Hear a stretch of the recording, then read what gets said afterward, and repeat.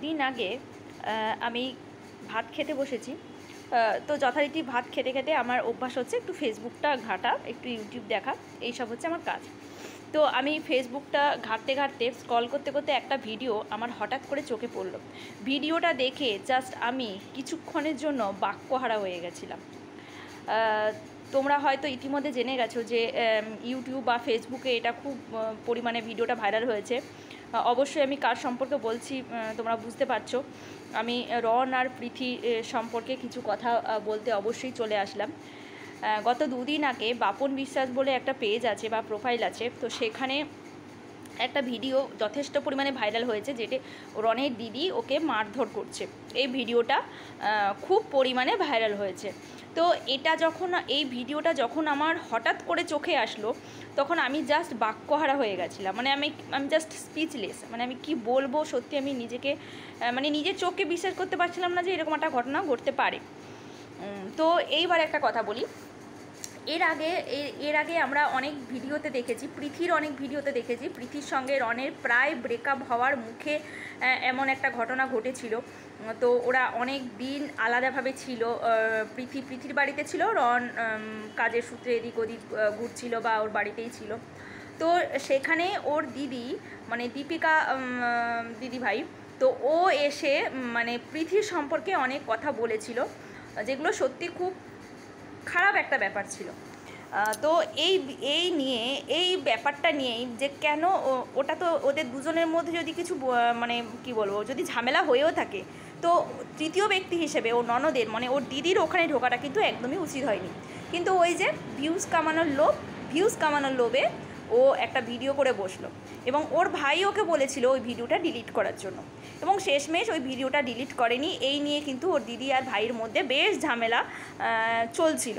তো এই ঝামেলা চলতে চলতে এর মধ্যে হয়তো পৃথির আর রনের বেশ কি বলবো, দুজনের মধ্যে একটা বন্ডিং তৈরি অলরেডি হয়ে গেছে। ভুল বোঝাবুঝি মিটিয়ে ওরা দুজনের কাছে এসেছিল। তো তারপরে আমরা দেখেছি ওরা ঘুরতে গেছিলো গ্যাংটক, সেটাও আমরা দেখেছি।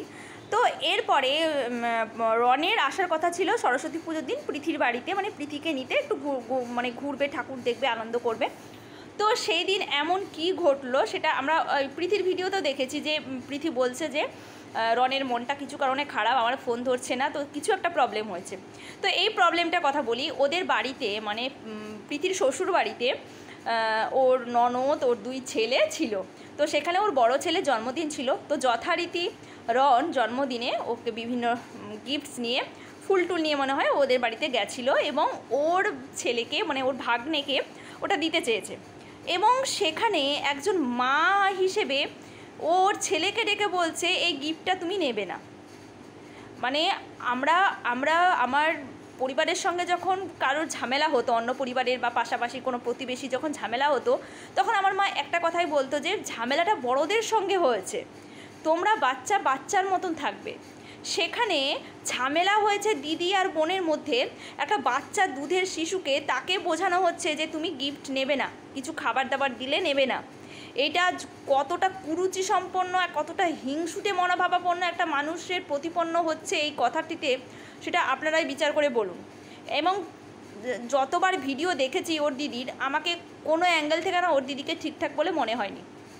সত্যি কথা বলতে, ও যে আজ যেটুকুনি ফেসবুকে করে খাচ্ছে বা ইউটিউবে যেটুকুনি করে খাচ্ছে, সবটাই কিন্তু ওর ভাইয়ের দয়াতে। এমনকি যে ভিডিওটা বানায়, সেই ভিডিওটাও কিন্তু ওর ভিডিও না, সেই মোবাইল ফোনটাও কিন্তু ওর ভাইয়ের দেওয়া। সেখানে কোথায় কৃতজ্ঞ থাকা উচিত, কিন্তু তা না, কি করে উঠে পড়ে লেগেছে যে এদের দুজনের মধ্যে সম্পর্ক ভাঙবে, এবং সম্পর্ক ভাঙার জন্য আর প্রায় বছরের অর্ধেক সময় পড়ে থাকে বাপের বাড়িতে। আর এদিকে রন প্রীতি দুজনের সর্বস্বী দিয়ে কিন্তু ওদের বাড়িটাকে নিজের মনের মতন করে সাজিয়েছে, এবং এলাহিভাবে খাট, বিছানা, ব্যালকনি, আমরা দেখেছি যথাসাধ্য প্রাণপণ চেষ্টা করে কিন্তু ওই একটা বাড়ি তৈরি করেছে ওরা, যেখানে জীবনের প্রায় ইনকামটাই কিন্তু ওই বাড়ির পেছনে ওরা খরচা করেছে।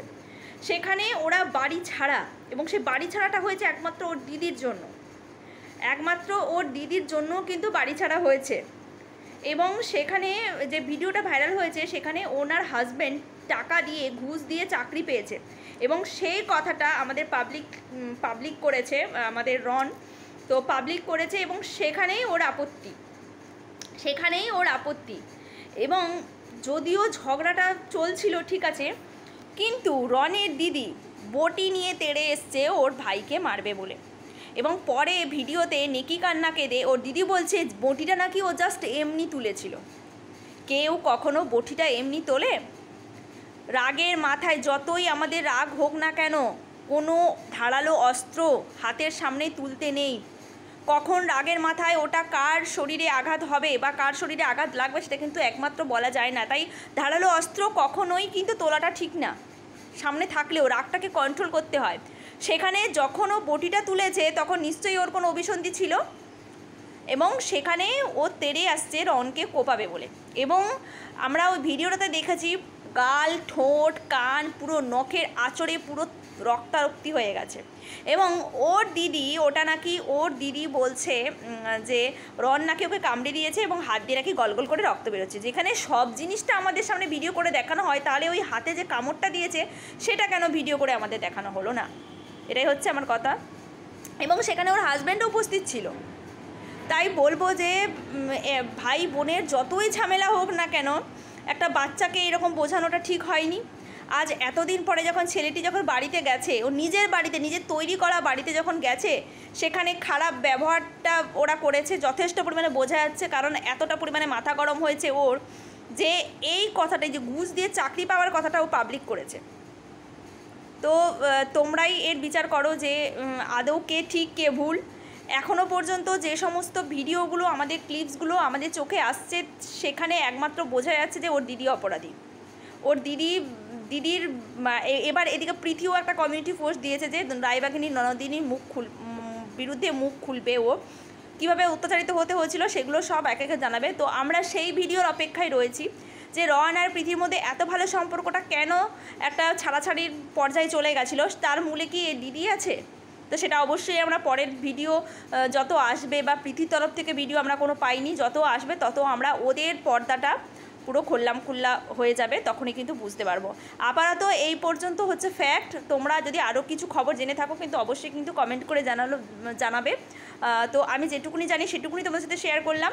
কি হয়েছে কি না হয়েছে সত্যি আমি জানি না, কে ঠিক কে ভুল জানি না, তবে যেটুকুনি অর্থে আমার যেটুকুনি মনে হলো সেটুকুনি তোমাদের সাথে শেয়ার করলাম।